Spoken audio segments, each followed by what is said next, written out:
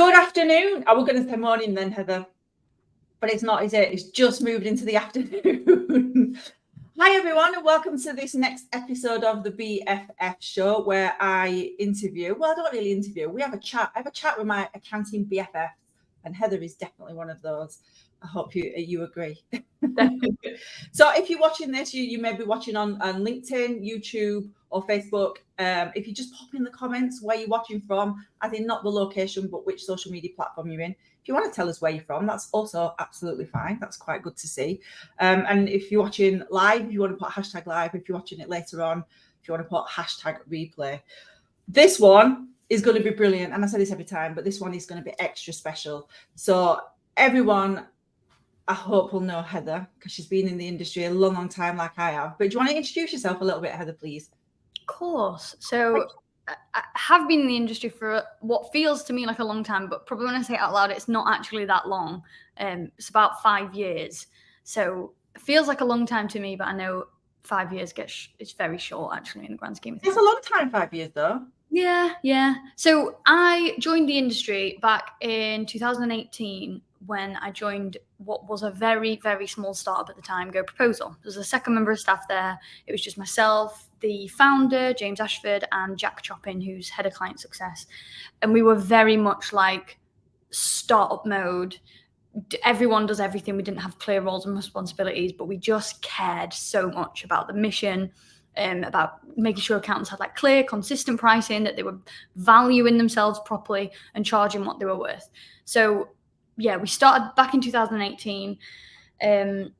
Go Proposal grew and grew throughout the years and turned into kind of, I don't know, this incredible community of accounting and bookkeeping business owners across the globe who just wanted to better the industry, just wanted to like make sure, you know, anyone who runs an accounting firm, is working in an accounting firm will know everyone is privy to either underestimating, undercharging like up front, or if not, if you do actually do quite well and originally when you price, give it a year or two and scope creeps in. You've got clients that, you know, a few years old that you started off just doing very basic work for, and all of a sudden you're doing 3 times as much work and charging the same amount. So we had this incredible community that just was growing and growing by the day. Back in 2001, we sold the business to Sage. So in like huge deal, sorry, my voice cracked then. Sage, on Sage's part, like Sage were looking to build like a really brilliant accounting onboarding process, and New Go Proposal was the best piece of software to do that. And they also just really massively believed in our values and our mission. And Go Proposal, we really wanted to kind of mature what we were doing. So we'd never had any investment. We were a bootstrapped company, as they call it, from day one. And we just wanted this like mature kind of huge software company behind us, just giving us a bit of guidance on like what the next step was. So that takes us to 2021. I was in the director of operations role, which to a lot of people, an operational role sounds like processes and very boring, like technology, kind of working in a back end way. But what I found was that there was absolutely no way that one human being, could grow and improve processes and systems.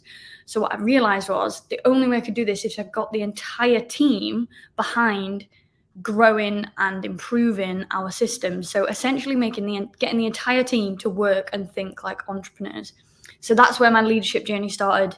I left Sage very recently, about 4 or 5 weeks ago, and have set up my own business. Hey. I know we've got a big brand launch next week, so you'll learn lots more about it then. But I'm gonna be going into the space of coaching, but also building out lots of educational tools and products for companies to make sure that they have these like really brilliant leadership and culture ways of running the business. That's amazing. And that's good that we've got a little tiny sneak preview of what's going to be announced then next week. So thank you for that. But yeah, no, you're absolutely right. Go Proposal is massive. A massive tool in my accounting business. So I had my own firm for 17 years. And yeah, scope creep always creeps in. You never ever, as an accountant or even a business owner, your prices are never out there. You've always got to tweak them. So having a tool like that is just, essential. You've got to have that.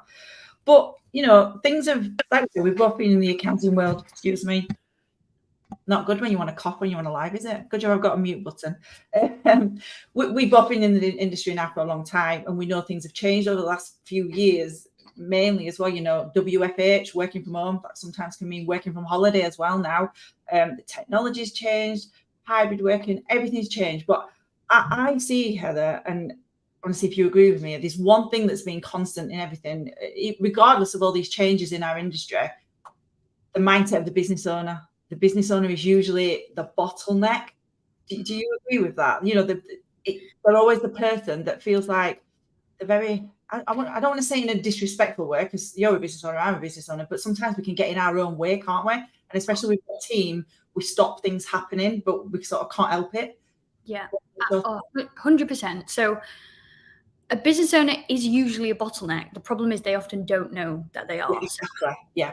When we say things like the business owner is the bottleneck, people can be taken back by it, and they're like, "What do you mean I'm getting in the way? It's my own business." Yeah. But what often happens is you will see.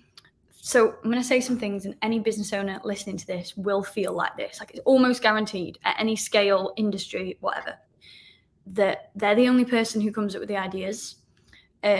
They are always the quickest to respond.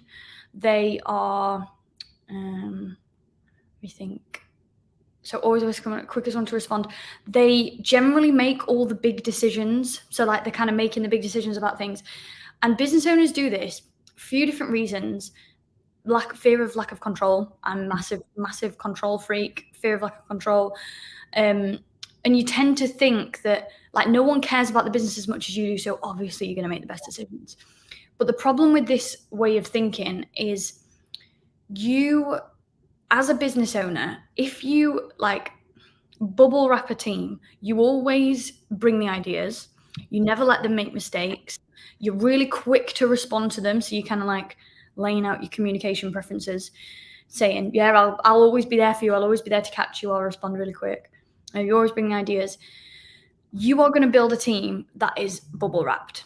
Mm-hmm. So when something goes wrong, of course that team are not going to like be fired up and care about things as much as you. They're not going to be able to think in the right ways. They're not going to be able to think like entrepreneurs and business owners, because you haven't allowed them to make the same mistakes that business owners have made. And so that's why the business owner becomes the bottleneck. It's usually done with best intentions. It's usually business owner, you know, it's not malicious. It's not because they want to keep control. Quite often it's the opposite. Like they want as little as possible. Every business owner would love their team to run the business for them. And it isn't malicious. It's done with best intentions.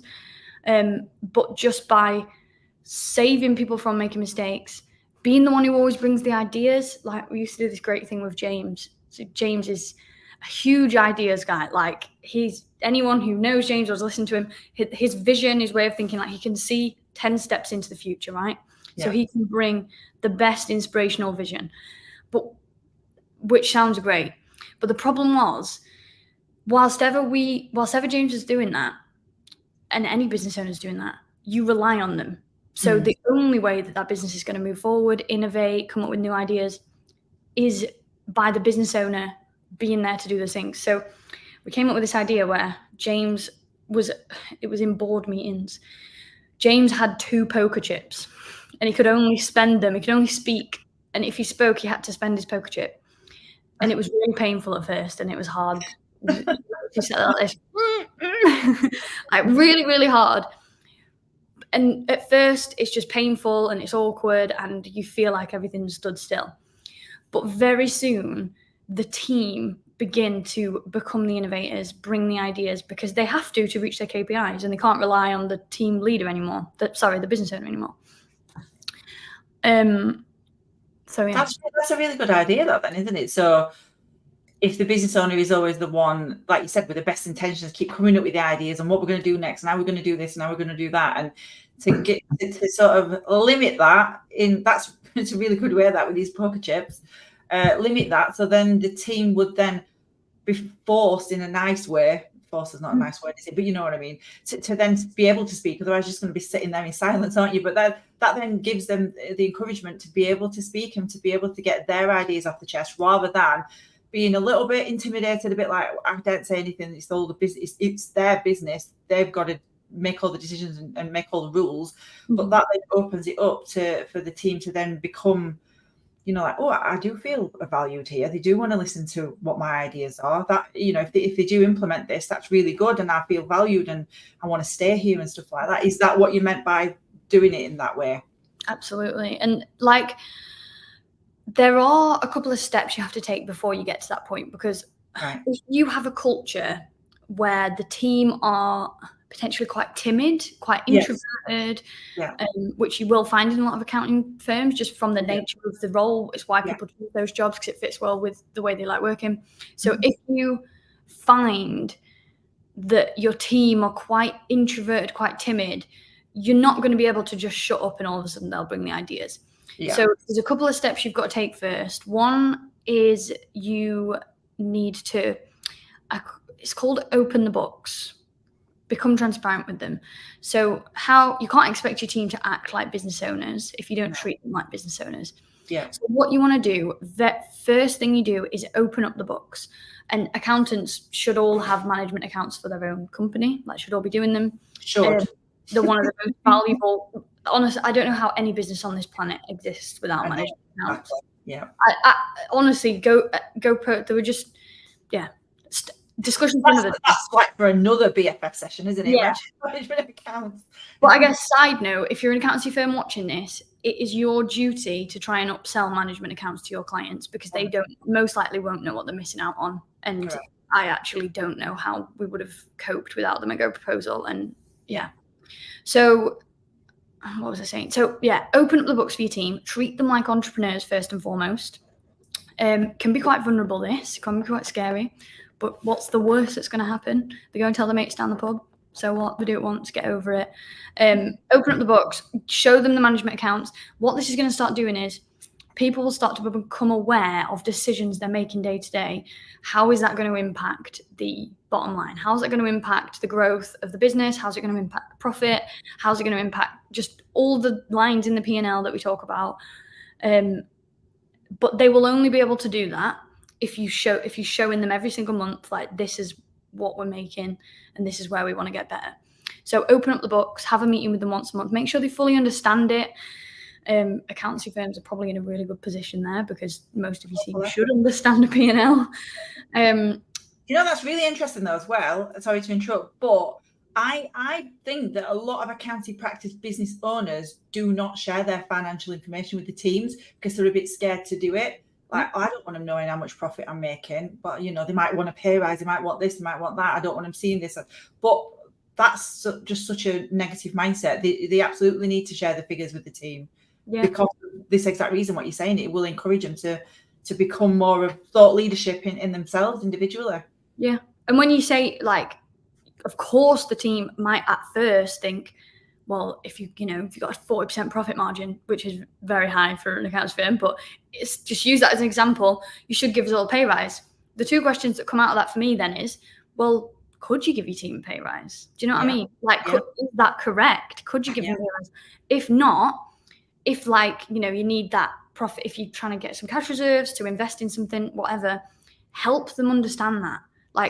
But you will never help them to understand that if you don't open the books. So this is not visible to it. So you don't have to talk about, obviously everyone's salary is personal to them. I think salaries can and should be shared, but I think it should be by the choice of the human whose salary it is. So just have salary as like one whole line. Don't dig into it. But what you'll start to do then, the questions that we would ask is like, look, we've got X amount of profit this month. We could pay out bonuses. We could invest it in training. We could up our marketing, up like our paid media spend by this much. We could invest in a CEO expert. Someone turned around and said, let's do bonuses. Right, okay, so what we're going to do, so this time next year, then you've got the choice of, we could have a little bit less of a bonus, turn up the SEO, and then this time next year, you might be able to double that bonus. Exactly. It's like, getting the whole team thinking in that way. And if they've never been visible to that, I think that is, like you said, it's a massive advantage for your team to be able to see all this. and to help with future decisions of the whole practice, rather than just thinking it's the business owner's like choice. We never get involved. They're never bothered. They just pay us wages. We just turn up. We just go home. Yeah. You'll have just such much better team working environment, and obviously increased profitability if it's working like this, like you've just said. So you've given us sort of one practical thing that we can do there. Is there any other things that the team could do along with the business owner? Because I mean, ultimately, the moral of the story of this session is to try and make the business owner redundant from the business, so that they can sit back, work on the business rather than in it, and the team running it for him. So, do you have any more practical scenarios for us? Yes, I'm just very aware that I've got a plant that looks really like worse for wear, so I'm going to move it because I keep staring at it, thinking I'm really embarrassed. It's fine. I never even know you said that. Yeah. So step 1, open the books. Then step 2 is you need to know your fighters. So something that you will find when you start to kind of get into this mode of getting your team to think and act like entrepreneurs, how do we grow the team, grow the systems, etc., is not everybody wants to. Like there are a lot of people in this world, and this is absolutely valid, needed, respected, worth paying for. There are a lot of people in this world who do not care or want to prioritize like acting like a business owner, taking on more responsibility, and having their salary increase more and more. They just want to turn up, do great work, and go home and see the family, or spend time with loved ones. But you will never know who is who until you go and figure it out. So the next step is know your fighters. The first thing you need to do is do some sort of profiling tool. So there's loads online, there's like DISC. Yeah. The one we did is called the Contribution Compass by a lady called Marianne Page, she was like head of training at McDonald's when they were growing in the UK. She's awesome. So do a Contribution Compass, and you'll find that you've got like your team will be spread. You'll have people who are super confident and like happy to get involved in innovation and like selling to clients and talking on social media. And then you'll have the other end of the spectrum of people who actually really high attention to detail, but not overly extroverted. But without ever knowing these things, you can have a guess, but like without ever knowing these things, you could very quickly start to get frustrated with people for not wanting certain things, not prioritizing it. So do the profiling tool, but then also, so that's just kind of like a static that you've got. You need to have like a really strong appraisal structure. I hate the word appraisal because it feels really like, I did a business management degree and we got taught appraisals, and it's very like, you do it once a year, feedback, blah, blah, blah. But the appraisal structure for me looks like once or twice. If you're in a smaller business, I'd do this twice a year because things change more often. So people's value changes more often. Every 6 months, have a big like end of year or half year review. And in that half year review, you want to talk about salary, and you want the team member to bring you their suggestions for salary as well. So get them really confident talking about their own successes and how much they want to be paid. So that's the big one. Then every 3 months, you want to do like a really in-depth one-to-one. Yeah. And this is usually, you'll have the questions beforehand and send it round. So the questions usually talk about like, how are you doing against our core values? Which one are you smashing? Which one can you improve in? What are you absolutely smashing in your role? What can you improve in? What personal development do you need? How can the company support you with that? What's your biggest fear right now? If you were to leave tomorrow and hand your notice in, why would it be? So like you want to do this kind of thing once every 3 months. So I'd say about an hour or 90 minutes to just get a real deep understanding of like where your team members are at, how they feel. But then every 2 weeks, and this is the last one, and this is the more regular one, every 2 weeks, you should just have 30 minutes of space for them. Yeah. You don't need an agenda. It doesn't need to be, you don't need specific questions. Just have the same time once every 2 weeks. So it's like 30 minutes on a Friday morning where they can bring anything to you that they need you for. People think having space for your team once every 2 weeks is a lot. And they're like, God, 30 minutes once every 2 weeks is a lot. It will be a lot more time if you don't have that space, because they'll be asking you things every single day. And what you want to try and create is like this, when something comes up. So say, for example, and I'm not talking about feedback, so that should be really regular. I'm talking more just like if they need training on something or if they need new equipment, you know, like things that they're not, you need to deal with it in the next 24 hours urgent, but they are important. Once you create that space, you will just, everyone then doesn't have to like be communicating like this, and you've got set spaces to communicate. So once every 2 weeks, just hold 30 minutes for them. They can cancel it if they want to, and people quite often do, to be honest, because they're like, I don't really have anything to talk to you about. Can we cancel it? That's fine. You can't cancel it. They can. Once every 3 months, the really in-depth one to make sure you understand the priorities. Every 6 months, talk about salary, or every year. And then the profiling tool. So that is the next step, is to really deeply make sure you know and understand your team before you start moving into the next phases, which is, do you want me to go into this now?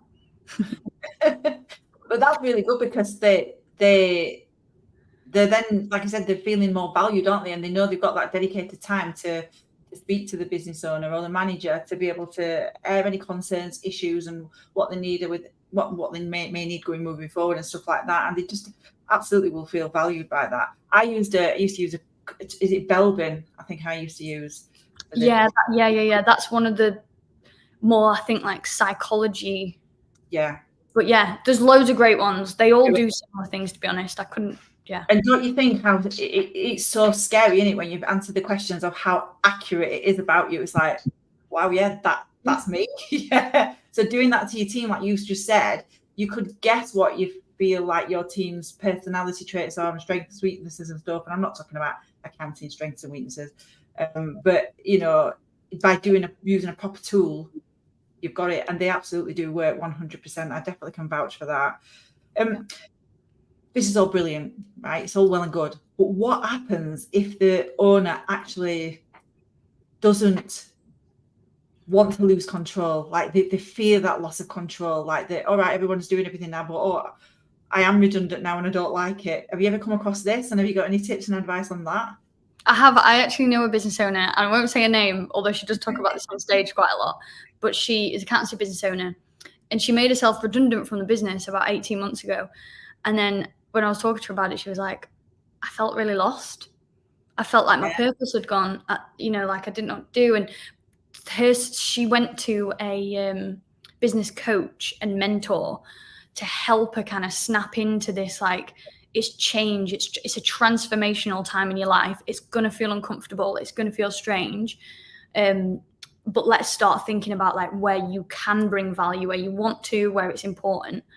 I guess the thing that I would say, because ultimately, right, when we talk about things like fear of control, like no one can give you a solution for that. There's no steps to like change your mindset. It's all because it's all linked to like childhood trauma and the way you experience life. So everyone is different. But all I would say to you is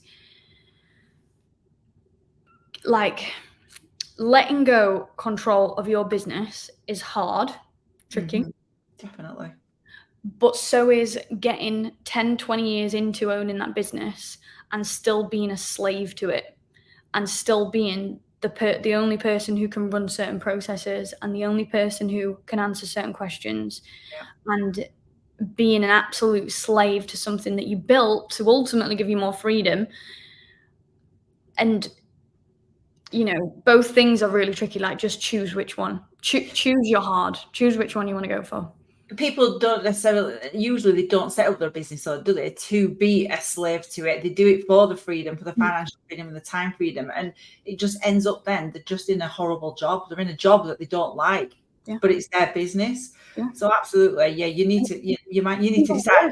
It's even worse than a horrible job, because a horrible job, at least you can shut your laptop at 5 o'clock and you know you're still going to get paid your salary. Exactly. Like, you end up running a business that you are almost like control freak obsessed with, that you can't relinquish. Never gets out of your head. You're constantly thinking about it. You can't do stuff. You can't just quit. You can't just quit like you could a job, hand your notice in and go find another one. So I think I know which side I'd want to be on.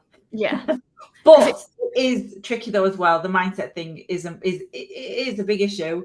But it is something that you've got to sort of deal with yourself. Like you said, like, as you know, I sold my business last year after running it for 17 years. And that was a massive shock to my system. I'm not going to lie. And I'm going to talk about this a little bit when in a Cantex in Manchester. You're coming, aren't you? Mm-hmm. Are you on stage? No, not on stage. Just not this time. But yeah, I'm going to talk a little bit about that as well, because it's all well and good you know that you do run your business like this, and we encourage people to do this. So you are redundant from your business. That's that's what this is all about. And even if you get to that point where you then want to sell it, everybody's going to exit the business at some point in time. But when you get to that time, it is a bit like, whoa. Like for me, I know it sounds a bit weird, and I know this is going off topic a little bit. It felt like someone had died, something had died a little bit. Like, that sounds so dramatic, and I don't mean it to be, but it felt weird and a bit like sad. But then I thought, because I've built something that was a really good saleable asset, and I did that by myself with a team. I built it up, all the systems were in place. I did it exactly as you're telling us all to do it now. And it was like, then I turned my mindset around to being sad, to then thinking, do you know what? I did really good there. That's really, really good. And now I can move on to the next chapter in my life. But yeah, I do get it. It is a weird feeling. But I think, when we go through anything that's transformational, so like change or growth or anything, it always feels uncomfortable and it always feels scary. And the problem that us human beings have is we always associate scary, uncomfortable, fear with negative. We always associate it with like, oh, because I'm doing this, that must mean it's bad. Like something in my instincts telling me it's bad because it's scary or I should fear it. But actually, we need to take those signs as this is change, it's transforming, and you just push and wriggle through it, because what's on the other side is going to be amazing. And I bet now, was it like last year you sold your business? Yeah, July 22 is exactly, just a couple of weeks into being a year, So I bet that feeling of like losing something and purpose loss and whatever, I bet it didn't last long, did it? No. No, I'm still in the accounting world, so it's a good thing. One of the things I did think at the time, like so I had a team that did the majority of the stuff by the end of it when I was selling. But so like you always get clients that you really, really like, and you've had them for years and years and years in your practice. I always thought, oh, they're not going to like it that I left. But you know what? They weren't even bothered. Not in that sort of personal sense, but once I sold it, and because I got it running like a machine, like clockwork, it was fine because nothing changed for them. So I still keep in touch with some of them anyway. So so running your business sort of like clockwork, like we're saying, and you've been redundant from the business, it's fine. It's absolutely fine. Like you said, it's a good change. It's actually better for your clients, because who do your clients want doing their accountancy work? They don't want you doing it. You've got a business to run, and they definitely don't want a business owner in charge of their finances that can't even run their own business well. And so Sam Mitchum, do you know Sam? I do, yeah. So Sam Mitchum, I was on stage with a digital accountancy show and we were talking about this. And she said that when she hands over, so she'll often do the sales calls. Yes. And when she then hands over a new prospect to actually getting into the work, she will introduce the person, because they'll, and all accountancy firms get this one, like, oh, I wanted you to be my accountant, or I thought you were going to do it. She'll introduce them as like, look, these are the experts in bookkeeping. This person is the absolute expert, because you don't want the business owner doing your books, but it's just because you've built a relationship, and it's your duty as the accountant to make sure your client knows that from day one, that you're not going to be answering their emails. And absolutely, and that, because that's when you do become a slave to your business, because they think it's just you. And this might be going off topic again a little bit, but it's sort of not. But like if you're doing a lot of social media, for example, like Sam does, I know, and I used to do, you get the feeling, and it's just a mindset that you think that people will only then want you because you're the person that they've seen, you're the branding behind the business. But it's not. If you've got that structure and that process in place, that now I'm passing it on to the experts, who is your team. And that's another thing I always think, and I did this as well in my practice, your team should be better than you in those areas, to be honest, because that's you know what I mean? That it absolutely should be like that. We're coming to the end, but I've got one more question, and I've got a question from the audience as well here.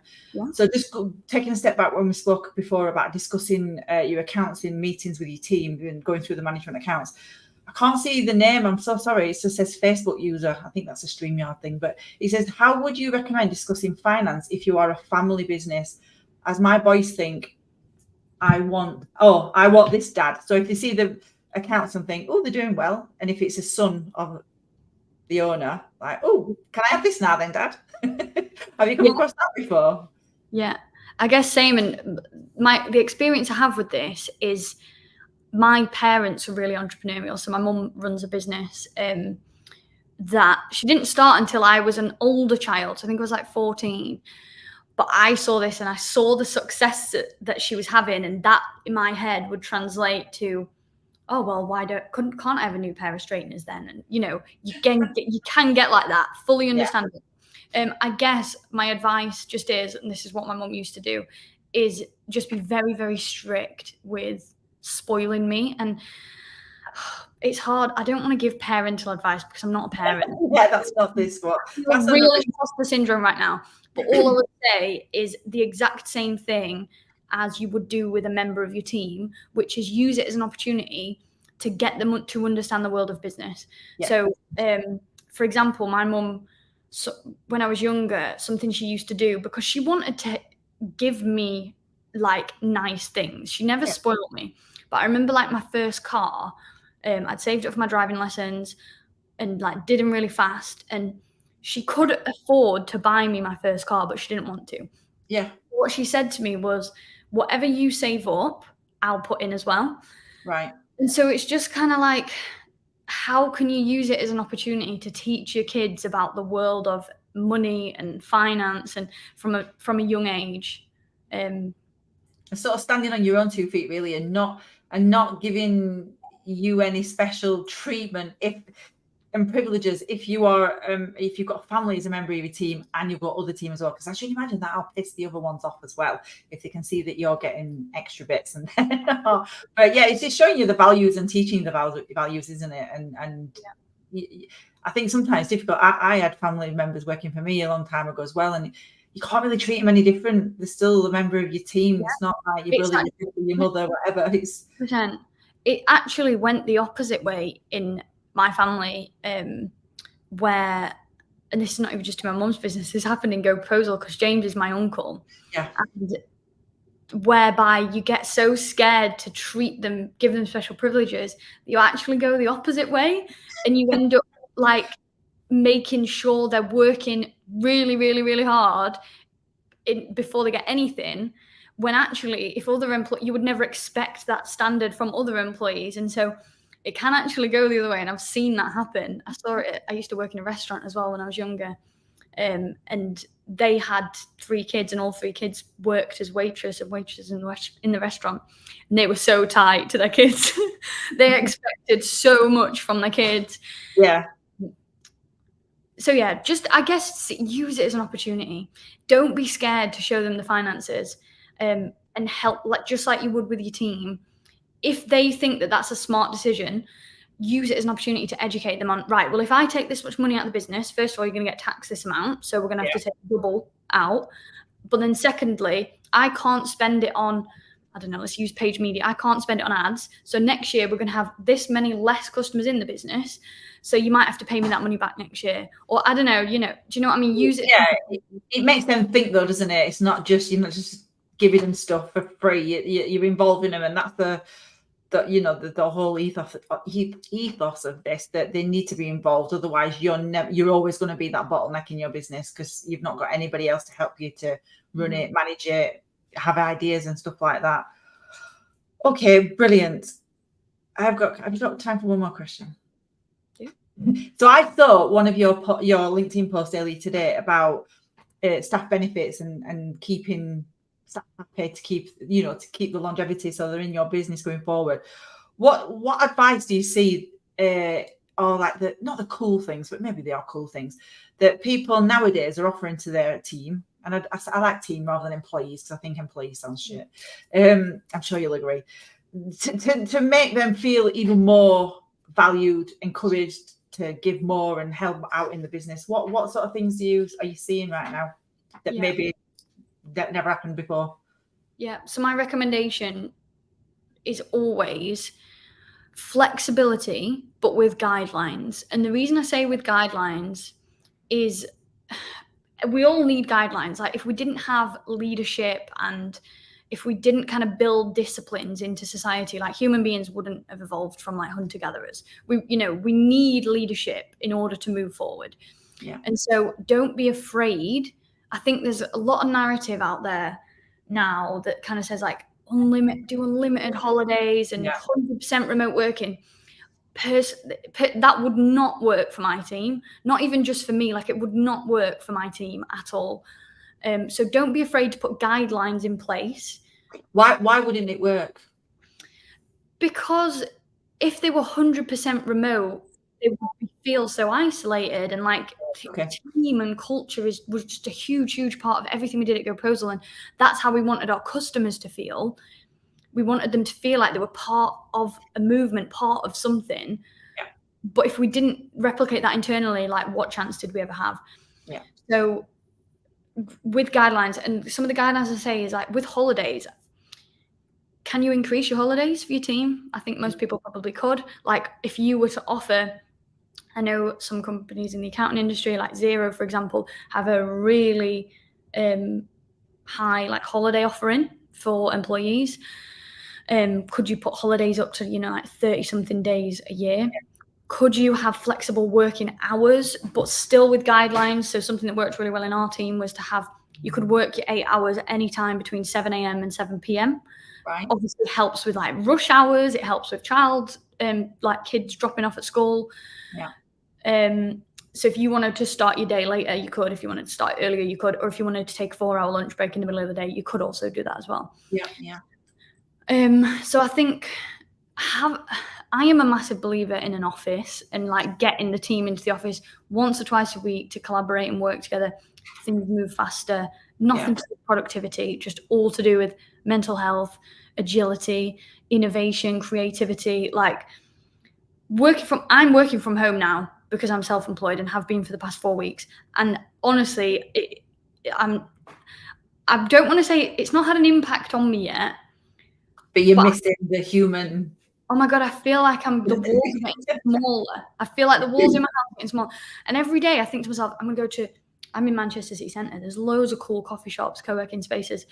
But I'm just like, but why would I? Because it's easier to just, roll out of bed. I can go to the gym and then come back and be in my cozy house and like wear shorts and a t-shirt. So why would I? And you get into this mindset of doing that, project that over a year, 2 years, 3 years. That is not healthy for human beings. So just create an environment for them, an office environment, get them to come in 1 day a week, ask them which day a week works best, what day is easiest for childcare, what day do they not have like dog duties or whatever. So flexibility with guidelines. Yeah, no, that makes absolute total sense. And I get it for the mental health side of things. I was going to say human touch, but I don't mean physical touching. You know what I mean? Yeah. Being surrounded by other people. I mean, I work from home as well. So you can see this is my obviously purple office, but I love going to coffee shops as well. I'm quite productive if I go and sit in a Starbucks. Obviously, other coffee shops are available, but I'm always in Starbucks. But yeah, no, I totally get what you mean. This has been absolutely brilliant. Thank you so much for this, Heather. If there was just one thing out of everything that you've said, and you've said tons of stuff today, if there was just one thing that business owners that's listening to this right now that could have as a key takeaway to help them on the journey to sort of becoming redundant in their business, what would that be? I would say the key practical tip, the one that will have the biggest impact and can be done almost immediately, is the profiling tool. Yeah. Because you think you know your team, but I promise it will bring out so many new conversations, communication preferences, things that people are great at that they want to take on more of, things that people are really bad at that they really don't want on a job role, and you can move them around. A lot of people think they're like really fluffy, psychology, whatever. They're so impactful. Yeah. So even just to start those conversations, go and do a profiling tool. Brilliant. Thank you so much for your time, and congratulations and good luck for your new venture. And I'm sure we'll be seeing tons more of that. But yeah, thanks everybody for watching, and I will see you on the next BFF show. Have a good day. See you soon. Bye-bye. Bye.